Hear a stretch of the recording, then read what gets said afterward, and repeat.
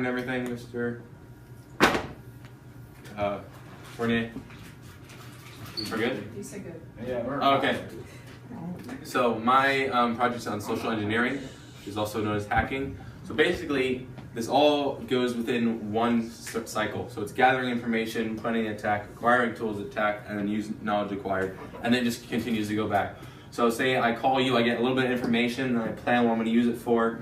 I acquire the tools I need to use it with, and I attack. And then once I get into your account, I have more, gather more information, and it just keeps going back around and around and around. So there's only 5 main types. There's a lot of other small types. 5 main types will get you, by. It's called phishing.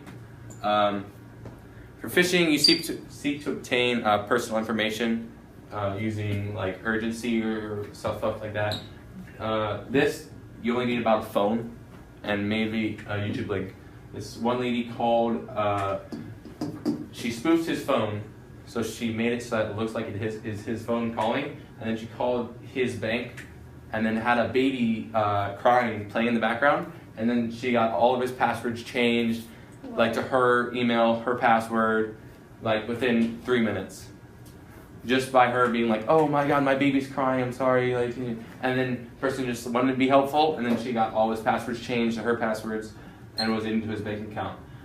Pretexting, just how scary can this be? So basically these are, it's like, so if a guy ever calls you and is like, hey, I'm calling from like Nigeria or whatever, it's like a script. Basically, they just have a script to play off of, and if you fall into it, this one is the least effective, but if you fall into it, they usually get the most. So quid pro quo, just give and take. So this benefits usually assumes the form of a service, whereas baiting frequently takes the form of a good. So people can walk into like a big office building and say, hey, we were called, you need a internet provider, check if your internet's slow or not. And if they get in, they can plug it into any USB and get all of the mainframe just by literally just walking in, looking like a serviceman, and then just getting every single thing on their drives. So there's tailgating. I don't know if you guys have ever seen this. This is white collar. He comes in with a bunch of things filling up his hands, and he says, hey, I got my thing in my pocket. So the guy doesn't want to touch his butt. So he's like, no, you're good, just go. Because he was like, hey, it's in here, can you grab it for me? The guy's like, no, just go. So it's basically just walking in like you own the place, just walking like you're there, and then nobody knows because you're not being, like, it's all like body language. Like, you're like, I'm like, I work here, I can just walk right in. It works. The last one is, oh yeah, by the way, don't connect to any random Wi-Fi networks that you see when you're out, because if you do connect, they can route all of the traffic that's going from your phone to them first. So if you put in a password, it'll send their password to you because it's going through a proxy first, and then it'll go to them where they're actually supposed to go, which is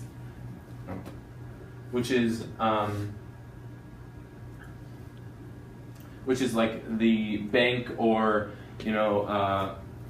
investment fund that you have. They'll get it first.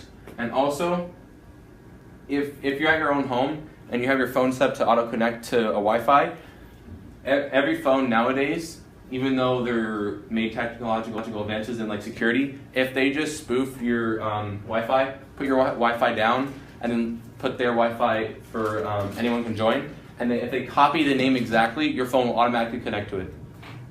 It doesn't even ask, it just automatically connects. So then they also have all of your information if you ever go on banking, huh? Do you have to copy the IP too, or no? No. Everything's different. They just copy the name, and it auto-connects. It thinks it's the same thing, so it auto-connects, and they have all your traffic.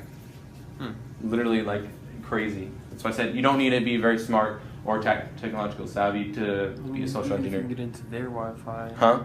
Without bringing their Wi-Fi down, as long as you control. How do you get their Wi-Fi down? No, as long as you control one of the gates on the Wi-Fi, you pretty much control it. Well, yeah, but getting into a Wi-Fi is harder than shutting it down and just opening your own.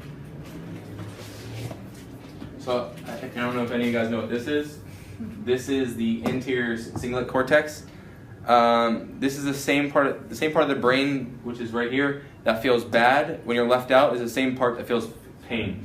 So this is the part of the brain that they actually use, technically, like they interact with to help their social engineering.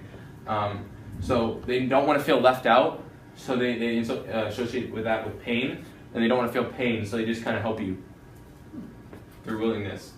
So yeah, so main emotions that they use to get you to comply with them is fear, like an unpleasant emotion caused by the belief that someone or something dangerous or likely to cause pain or a threat.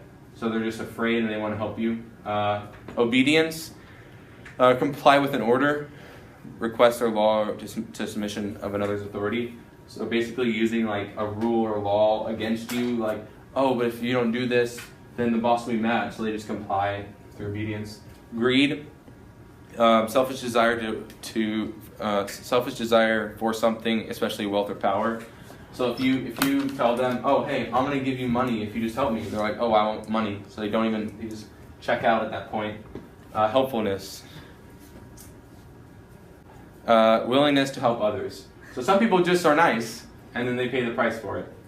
Especially this guy. Okay, story time. So there was an old war that lasted around 100 years, and so they were like, hey, let's end this war.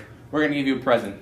So they walk up to the gate, and they're like, hey guys, we don't want to fight anymore. Here's our present to you. We're sorry. So then they walk in, and they're like, wow, thanks. So then the other guys leave, and so then they come back at night, and they all fall asleep. And then they hop out the horse, it was a Trojan horse, and they kill everyone. That's the first social engineering attack ever, is the Trojan horse. Alright, that's the end. Any questions for Austin? Why do you like this? What's the reason for the passion? I don't know. I was always wanted to hack stuff when I was younger. But it's not even that. It's just like I want to have a fun job. I don't want to have a boring job. Yeah, it's exciting. Oh, I put that without even asking. Yeah. So basically, just exciting. I really want to work for NASA in Langley. Hope I get a job over there. Langley will be CIA. Langley's CIA. Yeah, but they also have a NASA down there as well, which I think would be cool. What's the title again? Social engineering. Social engineering. You want to go back? Yeah.